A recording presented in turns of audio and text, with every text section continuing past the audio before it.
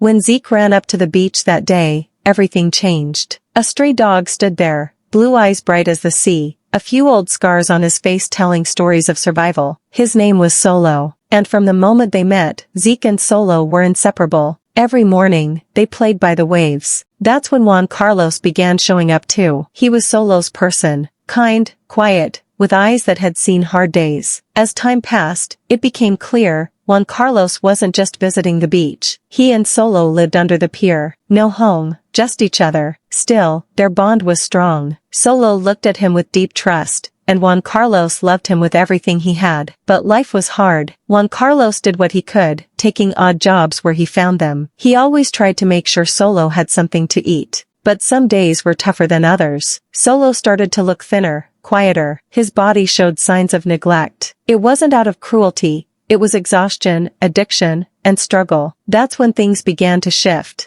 Mornings became a time for change. Solo came on walks with Zeke, giving Juan Carlos time to work, rest, or just breathe. At first, Solo was afraid of water. The ocean scared him. But the river nearby? That became their safe place. Zeke splashed in first, and Solo slowly followed. Bit by bit, he began to feel joy, to trust, to play. One day, Solo went to the vet. He got cleaned up, vaccinated, and examined. The vet gave him a health certificate, proof he could travel if needed. When Juan Carlos saw it, he quietly said, "You can take him. Give him a better life." At first, the answer was no. They belonged together. Nothing felt right about separating them. But Juan Carlos kept insisting. Not because he wanted to say goodbye, but because he loved Solo enough to let him go. Through tears, he chose what was best for him. He didn't want Solo to suffer anymore. And so, the hardest goodbye happened by the pier. Solo flew north. 24 hours of travel and uncertainty. When he arrived, he touched grass for the first time. He sniffed trees. He looked around with wide, unsure eyes. The vet visit confirmed what everyone feared. Solo wouldn't have made it much longer on the streets. But now, he was safe. Healing took time. But each day, he grew stronger. His tail wagged more. His eyes lit up. And beside him was Zeke, always there, as if nothing had changed.